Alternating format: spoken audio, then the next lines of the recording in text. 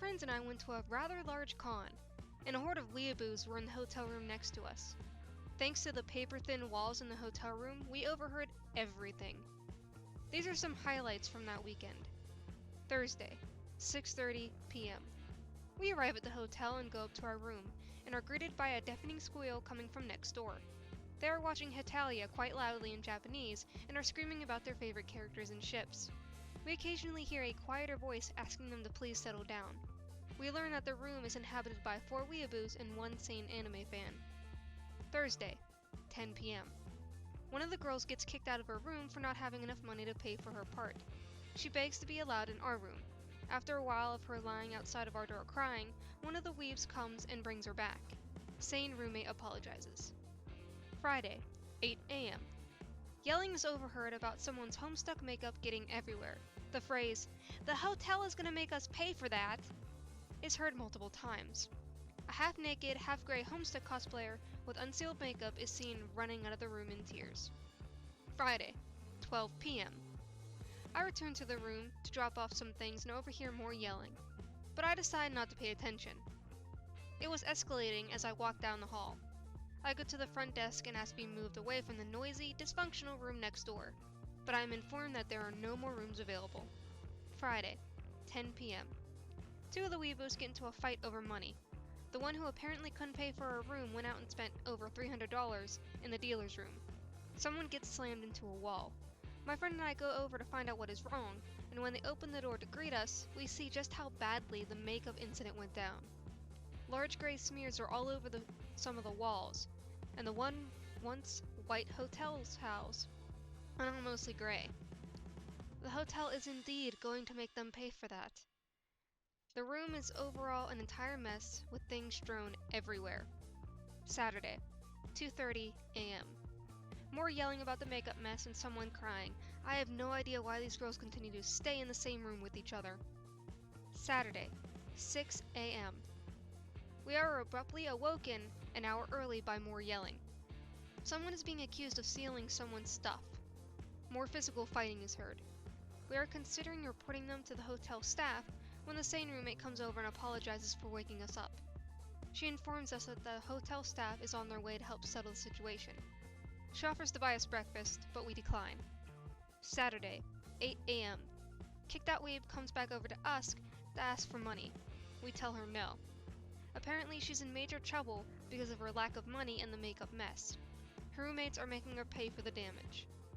Saturday, 3 p.m. My friend and I go back to the room to rest for a bit.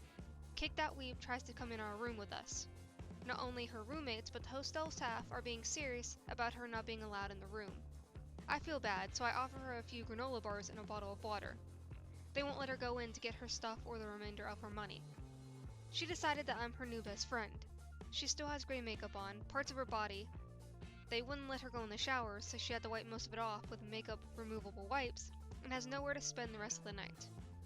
Saturday, 5 p.m. 2 of the other weebs from the room next door approach us, telling us not to let the girl they kicked out in their room. It's hard to take someone seriously when they're wearing Hot Topic Naruto gear and a rainbow tutu. Saturday, 7 p.m. While eating at a diner at a nearby restaurant, the group, minus the kicked out weeb, also comes into the restaurant. The sane roommate apologizes again for her roommate's behavior and again offers to get us something, anything, to make up for it. We decline. Later, during the dinner, we see a poor girl trying to get her roommates to behave. They are making a mess and being unnecessarily loud and speaking gratuitous Japanese. The restaurant staff has threatened to kick them out in order to get them to finally settle down. Sane looks like she has a migraine coming on. Saturday, 11 p.m. At the rave, Kicked Out keeps clinging to our group. Her roommates are running around and grinding on random people while wearing shitty Hot Topic rave gear. One of them is asked to leave but sneaks back in later. Sane roommate is nowhere to be seen. We were told that she is in her room because she has a headache. Sunday, 1 a.m. We return to our room after the rave.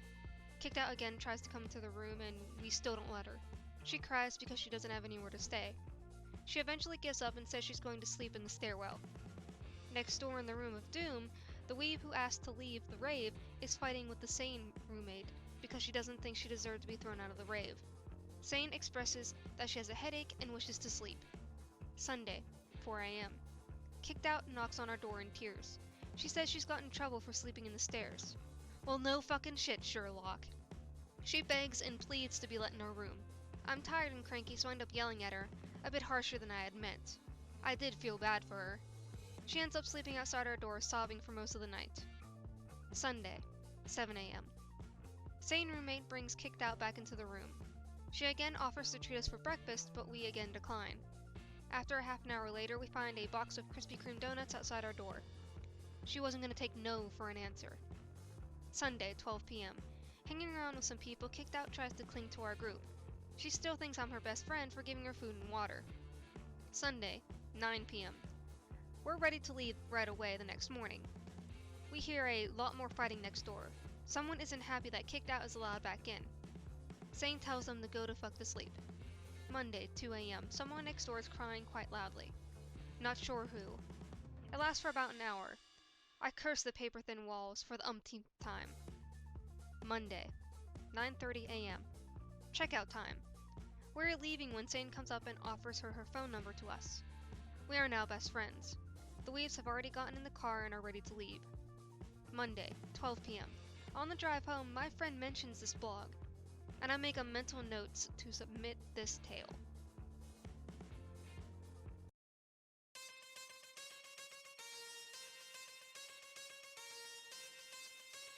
Remember, you can submit your own story through my Tumblr, and who knows, it might end up being the next video.